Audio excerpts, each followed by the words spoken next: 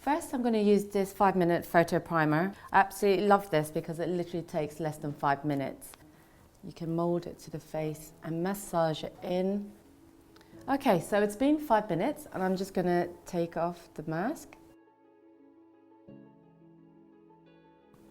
So now I'm going to use an illuminator, and this is going to be for controlling highlight areas.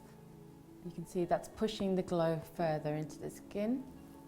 Now I'm going to apply the foundation, and for me I always use 2 brushes. One as a flat brush, this one's from Chanel, and what I like doing is placing the foundation onto the skin.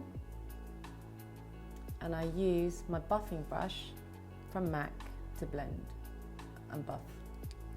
I'm going to use 2 different types of concealer, the Armani Face Fabric, which I'm dotting here underneath the eyes. For a more natural finish, I'm going to use a stick concealer by Clé de Peau, and this is going to be used around here, around the nose areas. So using a flat brush, we're just going to spot conceal